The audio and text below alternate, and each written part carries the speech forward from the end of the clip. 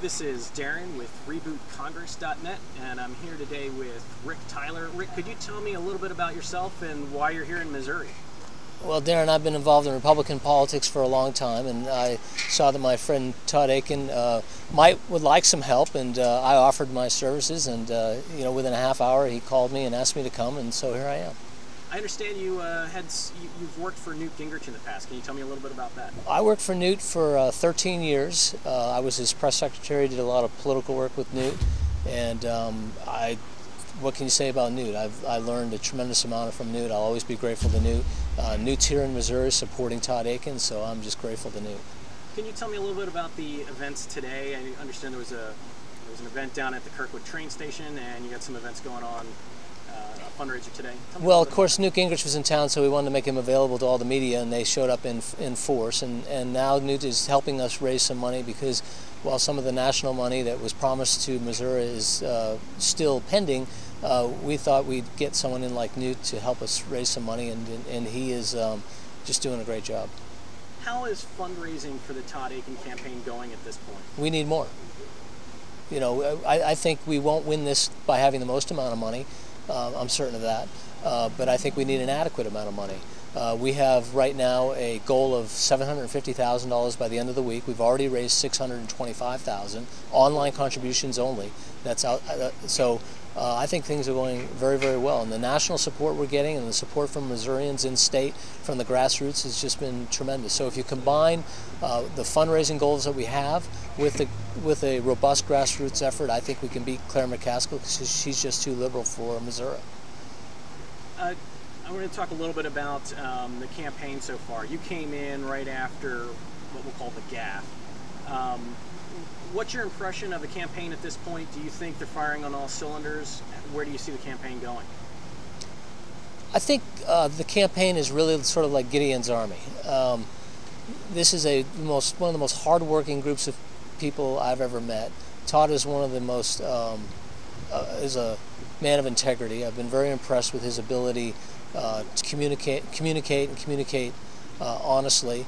I think many people in Missouri, especially here in the St. Louis area, know him, and so what they may be reading in some of the national press probably doesn't comport with who they know that Todd is.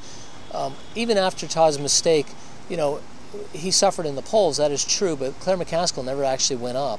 But slowly Todd's been winning these people back, and I think now that tomorrow being the 25th, and he is definitely going to be on the ballot, I think this will return to a referendum on Claire McCaskill. So some of the negative press you talk about, it kind of snowballs once it gets going, and a recent example of that was what I would describe as an inaccurate news report from Channel 8 in Columbia, Missouri. Could you tell me a little bit about the background of why they reported on you guys pulling your ads, and what is the take from the Todd Akin campaign on what happened with Channel 8 in Columbia? Oh, sure. With Channel 8 in Columbia, we had pledged to, we had said that we wanted to run a full week of ads, but we said let's start with a half week of ads. We ended up actually buying the second half of the ads, but we bought it one day later. And the sales director got angry and talked to his own press people, and they reported out of their own station something that had happened internally. I thought that was completely unprofessional, and it's never happened. None of the other stations have complained about it. Everybody's paid in full. The Akins are well known to pay their bills, and if Washington ran their books like Todd Akin, we wouldn't have a $16 trillion debt. Do you think that the damage with Channel 8 can be repaired? I understand you don't plan on doing any advertising with them.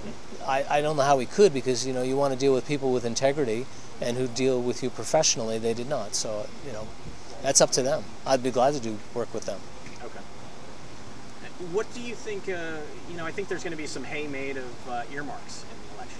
Claire McCaskill's been adamant against earmarks, so this is going to be a fight that comes down in sound bites. This is the funniest thing ever. Claire McCaskill voted for the stimulus package, which was the most pork-laden, earmark-ridden bill in American history, and yet she wants to come off as a saint about earmarks. The truth is about Todd, his position is no different today than it was yesterday, and in fact, upon looking at it closely, it turns out that Todd and Senator DeMint have the same position on earmarks, and that is spending bills that are attached to spending measures should go through the normal, or spending measures attached to spending bills that go through the normal legislative process that are germane to the bill are not earmarks. Now, these bills that show up where they have all these amendments that are added in the middle of the night that are not germane to the bill, which are designed, frankly, as a political payoff, those are clearly earmarks. Todd has always been against them. He has passed legislation to deal with those earmarks. So in the end, there's not a daylight between Todd's position and Jim DeMint's. And so if Claire McCaskill wants to run her campaign by saying we're against earmarks, I've got a whole list of things she should promote, like we're pro-life, we're pro-gun, we're pro-free market enterprise, we're pro-job growth and creation, we're anti-Obamacare, which she voted for, we're anti-TARP, which she voted for, and we're anti-stimulus, which she voted for. And Todd hasn't voted for a debt increase, I think, since 2009. She has voted for debt increases of $6.9 trillion in 6 years. So it's a little hypocritical to be calling foul on earmarks. Thank you, Rick. That's the last question. Do you have anything you want to add? I would just say to all Missouri voters that I'm learning a lot about your state. I've toured your capital. I've been to Mark Twain's birthplace. This is ground zero for a lot of American history, and I would love for Missourians to make history again and to show the establishment that Missouri can pick its own U.S. Senator, and I hope you do pick Todd Akin.